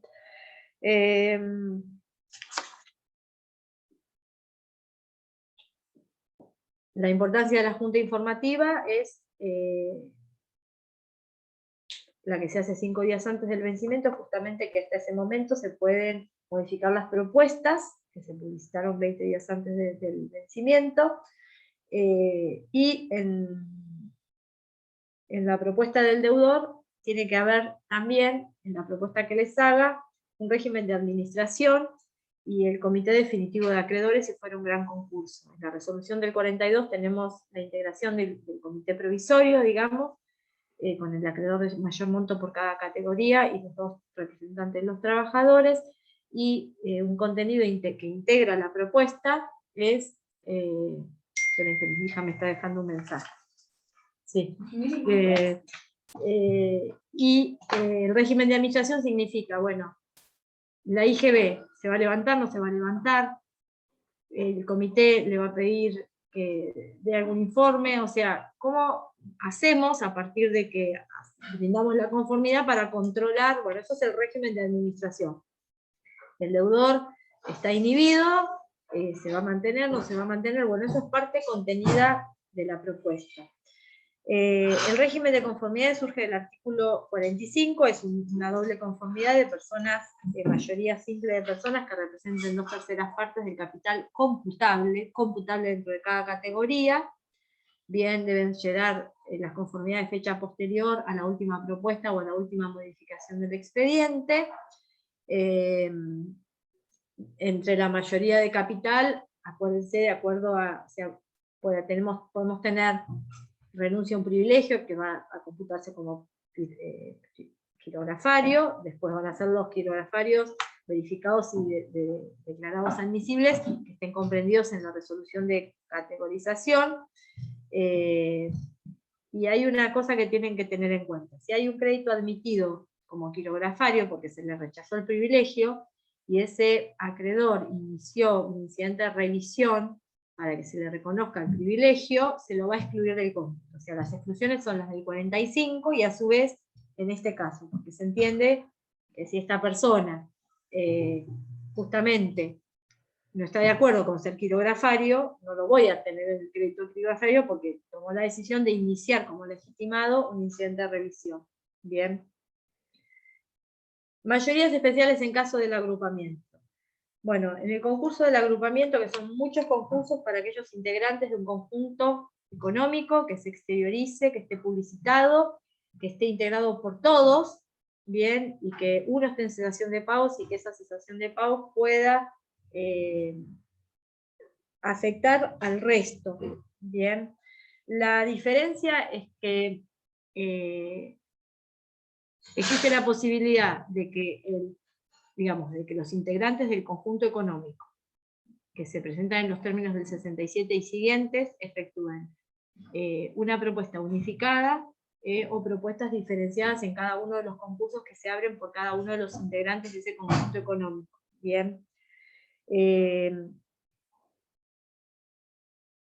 Y ahí vamos a tener, cuando es las opciones o las mayorías del 45 o el voto del 75% del total de capital con derecho a voto y no menos del 50% dentro de cada categoría. Ustedes esto lo van a ver, ahora capaz que no lo entienden del todo, ¿no lo vieron o ya lo vieron? No lo vieron todavía. Bien. Bueno, el artículo 67, a ver si es propuestas, créditos. Los concursados podrán proponer categorías de acreedores y ofrecer propuestas tratando unificadamente su pasivo. La aprobación de estas propuestas requiere las mayorías del 45. Bien, propuesta unificada. Número desconocido. Sin embargo, también se consideran aprobadas si las hubieran votado favorablemente no menos del 75% del total de capital con derecho a voto computado sobre todos los acreedores concursados. O sea, todos incluye a los privilegiados y no menos del 50% del capital dentro de cada una de las categorías. O sea, si yo doy una propuesta diferenciada, entonces tengo la mayoría del 45 o una mayoría general. Bien, ¿cuál es la diferencia entre una propuesta unificada y una a cada concurso? Que si la unificada no me va, quiebran todos los integrantes del conjunto económico. Bien, eso sería básicamente el régimen de mayoría. Déjenme ver porque ya estamos en la hora, ya nos pasamos de la hora. Yo creo que vimos bastantes cosas, vimos prácticamente todo. La audiencia informativa en realidad es la última oportunidad del deudor para modificar la propuesta. Van a asistir después el secretario concursado, si hubiera el comité y los acreedores que decidan ir, pero no se lleva a cabo. En realidad no hay ninguna sanción en la ley. Bien. Y bueno, y el artículo 46 nos habla del vencimiento del periodo de exclusividad. Si el deudor no presenta en el expediente en el plazo previsto las conformidades de los acreedores quirografarios, y acá es donde surge la necesidad de lograr un acuerdo con los quirografarios, bajo el régimen de las mayorías previstas, que serían las del 45, será declarado en quiebra, bueno, salvo que obviamente sea una aquellas personas, SRL, SA, que en definitiva, constituya el acuerdo de salvataje. Bien. Ya terminamos. ¿Les quedó claro? ¿Los ayudé? ¿Quieren hacerme alguna pregunta? ¿No? Pueden desmutearse, chicos. Así les escucho la voz. ¿Tienen No, alguna por acá duda? no, muy claro. No, profe. ¿Fue claro? Bueno, Claro. nosotros estamos a disposición de Sí. ustedes. Yo es la primera clase que tengo con ustedes, estuve en la otra en el plan viejo. Me pongo a disposición y creo que tengo más clases con ustedes. Déjenme que ya les digo. El 4 de junio tengo clase con ustedes, hoy es 14 de abril. Tengo el 7 de mayo, es la próxima clase. A ver. No, esos son los parciales. Y los cambiaron. No, tengo el 9 de junio, creo que no los veo entonces hasta el 4 de junio. A ver, 4 de junio. No, hasta el 4 de junio yo no los veo. Pero bueno, somos todos, yo soy docente, ustedes son algunos chicos de comisión 1 y otros de 3. Yo soy docente de la comisión 1, pero trabajamos, somos 16, 17 docentes, trabajamos todos muy en grupo. Ahora están con los trabajos prácticos, nosotros docentes de la comisión 1, la doctora Cerejido, Carnero, Di Gregorio y Pandolfo, toda es la comisión de mujeres, ¿no? Hay una comisión de mujeres, una mixta y una de hombres. La nuestra es la de mujeres, pero no somos feministas fanáticas ni mucho menos. Nosotros vamos a corregir el trabajo práctico 3, que es sobre verificación. Bien, aprovechen los trabajos prácticos, no me busquen, no sé, ni leí el trabajo. Eso quería preguntar, que yo sé que a los del plan viejo les apareció un trabajo práctico de la bolilla 8 y a mí no me aparece. No sé si lo van a subir después.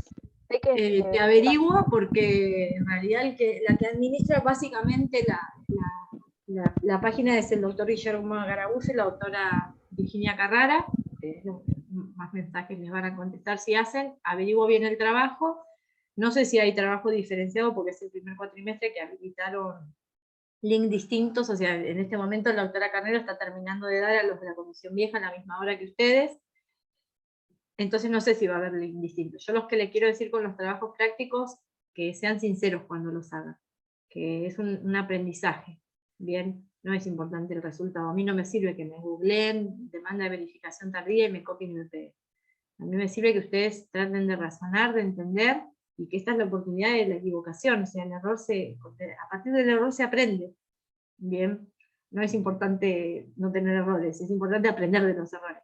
Y aprender y razonar y plantearse. Entonces, en los trabajos, nosotros, por lo menos yo, cuando los corrijo, hago una devolución. No es que les ponemos una nota, les decimos en qué se equivocaron, en qué está bien, qué está mal. Y está bueno la sinceridad, porque cuando nosotros ya veníamos organizados, digamos, con el Classroom, con el Google Classroom, en el 2019. O sea, fuimos como unos visionarios de la pandemia. Entonces, cuando nos agarró todo esto en el primer cuatrimestre del año pasado, ya teníamos cargado un montón de material en una plataforma.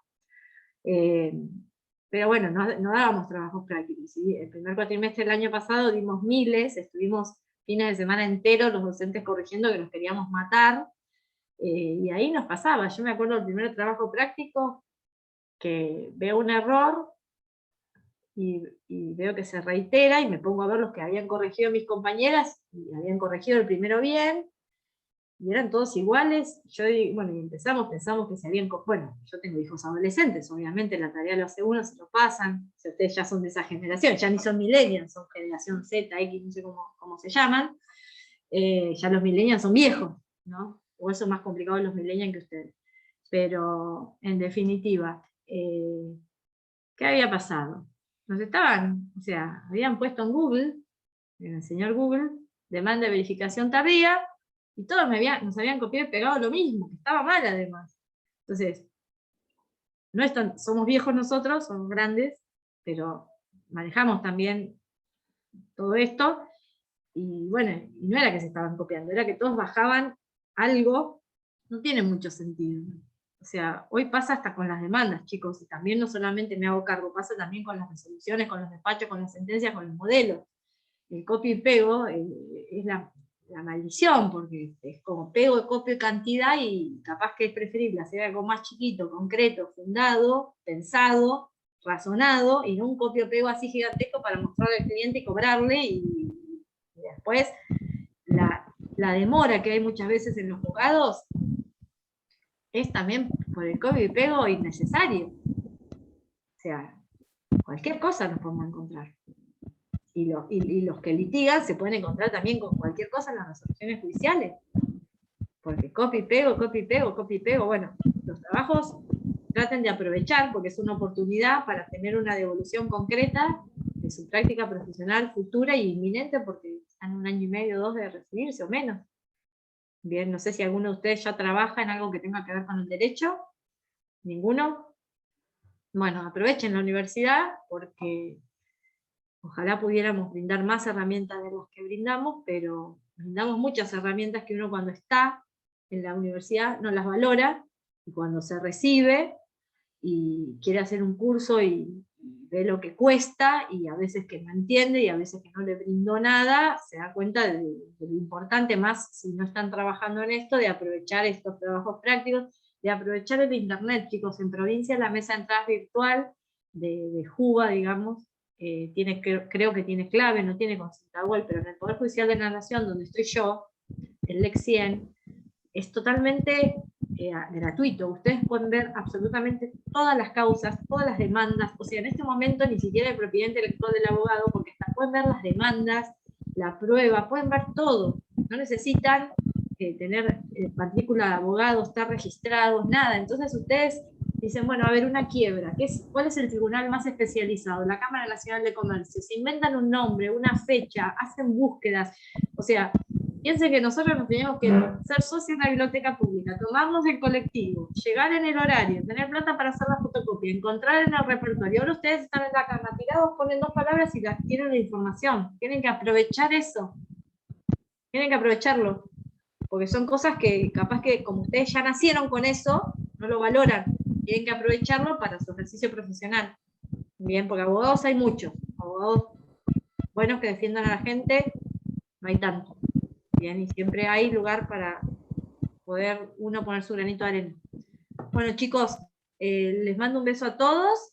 Les agradezco que se hayan conectado. Espero, Néstor, que la próxima puedas tener tu cámara, así te vemos la cara y podés participar. Bueno, y nos estamos viendo. Saludos a todos. Gracias. Chao, gracias. Hasta luego. Hasta luego. Profe.